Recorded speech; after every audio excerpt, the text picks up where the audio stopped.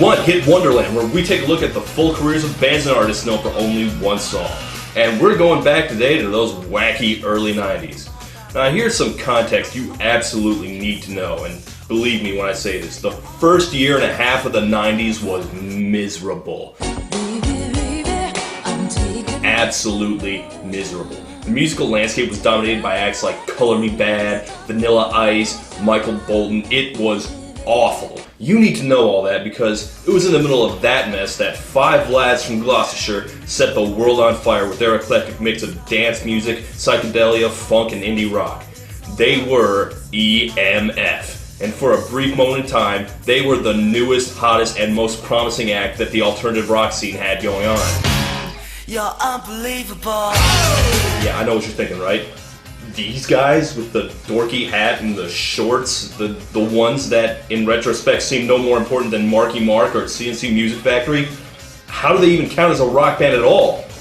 Well, sit down and shut up because I'm about to tell you. Yes, today we are going to look at a genre that could have been the defining sound of the decade, yet ended up just a brief little blip on the radar, and we're going to do it through the lens of its most abrupt career casualty, EMF. Their song was unbelievable, and their career was unbelievably short. Let's take a look. You're so unbelievable. In 1989, 4 teenagers got together and started throwing raves out in the forest outside their dead-end little town. Later, they met a local singer named Ian Dench who suggested they ought to start writing songs. What kind of songs? Their only real musical idea was, quote, dance stuff with guitars. They were not the first to come up with this idea. In England, in the late 80s, all the taste-making music magazines were hyping up the Manchester dance scene. It was all about rock bands mixing psychedelic funk rock with house and rave music. Have any of you ever seen 24-Hour Party People?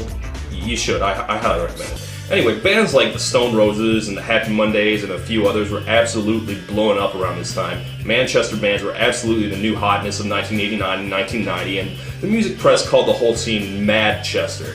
This genre of music was also called baggy because, well, you can imagine why it's called that. Look at the EMF guy's gigantic shorts. You could sail a yacht with those things. So you can see why a bunch of small-town ravers would latch onto that. Now, they chose the name EMF. They've always been a little coy about what it stands for, but officially they were named after a local New Order fan club, the Epsom Mad Funkers. However, they've always been dogged by rumors that EMF actually stands for Ecstasy Motherfuckers. There have been other explanations for it, but yeah, that's the big one, right? It has followed them around for decades now. And you know what?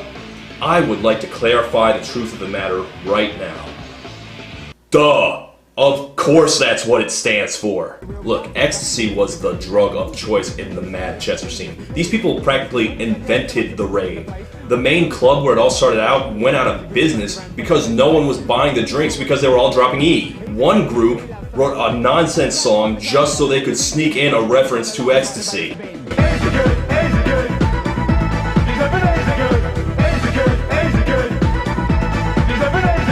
E's are good. Get it? Haha. So, an indie dance band calling themselves EMF and it's not an ecstasy reference? I'll believe that about as much as a reggae band calling themselves THC and claiming it's not a pot reference.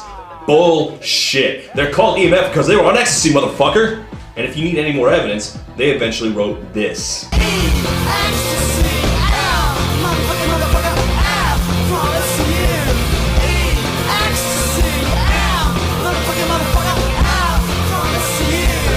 I hope that settles that. After about like 4 gigs, EMF got signed to EMI, the world famous record label, who said that after the Sex Pistols and the Pet Shop Boys, EMF were the best band they'd ever signed. Let's see how well that bore out. EMF released their first single towards the end of 1990 and immediately became the next big thing in England. In fact, you could say that their rise was unbelievable. Oh! I'm clever. Clearly, Great Britain bought the hype as Unbelievable quickly became a top 10 hit, but it became an even bigger hit a few months later when it hit the States.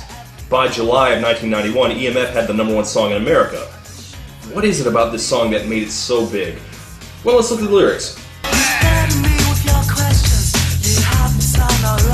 Unbelievable is about a mean girlfriend that EMF are sending on the first train to Dumpsville. Shoot through and leave you. Because she's awful. I mean, listen to the lyrics. She belittles him, she's demanding. You haven't told no lies. She won't even let him lie. Nervous some chicks, am I right? The things you say, your purpose just give you away. But Yeah, your purple prose totally gives you away, you pretentious bitch.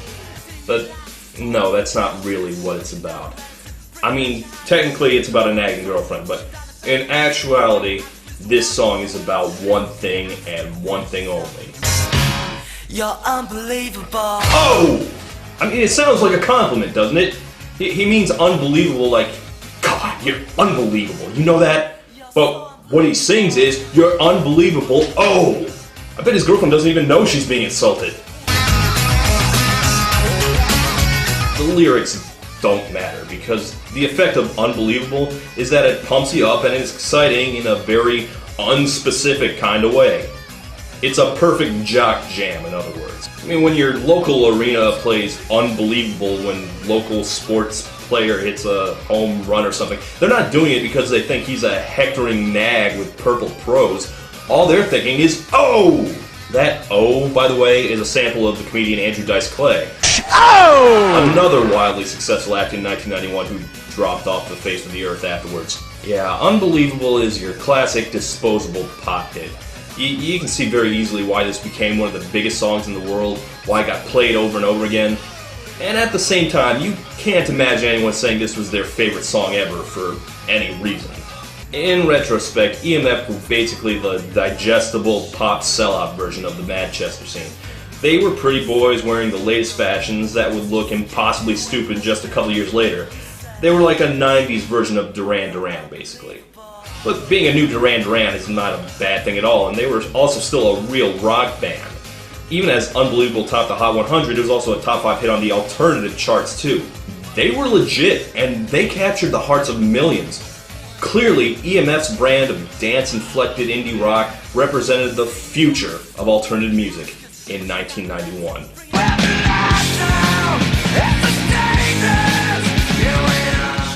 Nirvana killed a lot of careers, people. To be honest, I don't really know why they didn't get a second hit. Hold on, centralize. I mean, yes, Nirvana happened, but these things don't change overnight. Where exactly did it all go wrong?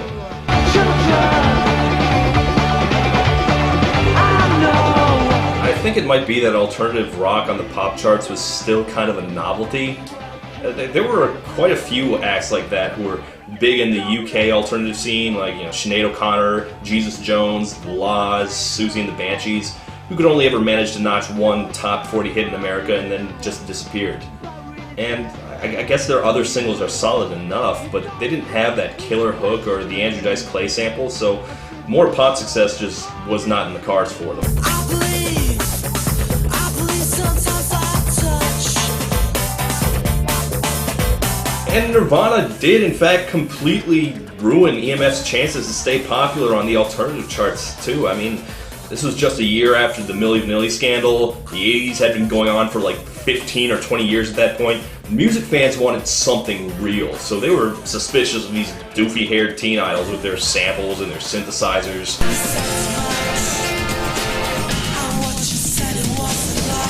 Now in the UK, where they broke earlier, they had more time to get out some more singles, so they did notch a few more hits before the definition of alternative rock changed dramatically. But they must have been stung by the distrust, because around this time they started hanging out with Jane's Addiction, and they decided their next album was going to use no sampling, and it was going to be darker.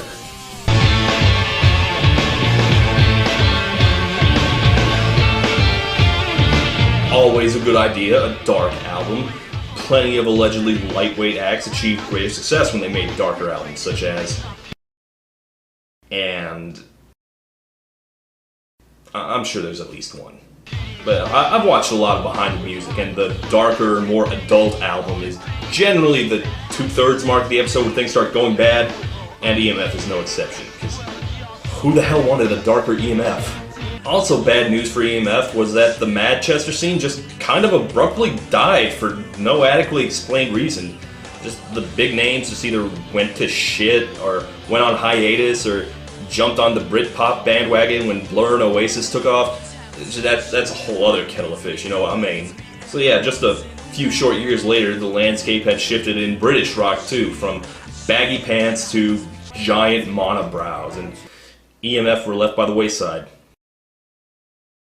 One more album in '95. It didn't do well either.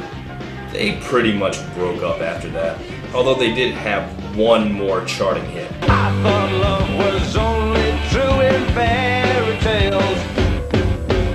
See, England had this weird thing going on where they would let their famous comedians sing songs for some reason. So there was this comedy duo, Reeves and Mortimer, who teamed up with EMF to do a cover of I'm a Believer. Then I saw her face.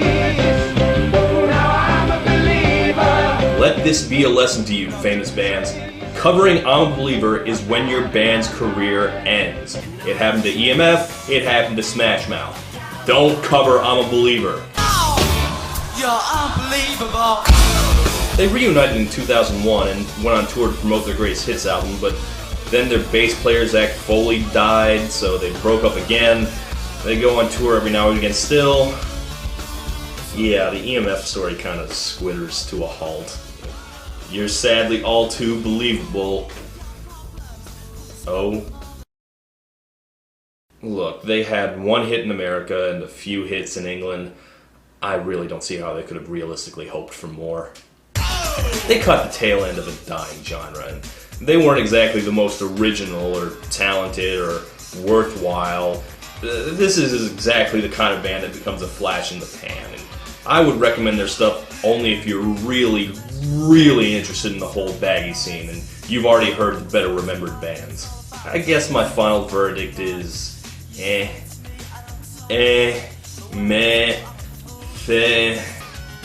But they had Unbelievable, and you can't take that from them. Okay, one more time. Oh! You're unbelievable. The things you say, your purple prose just keep you away. The things you say, you're unbelievable.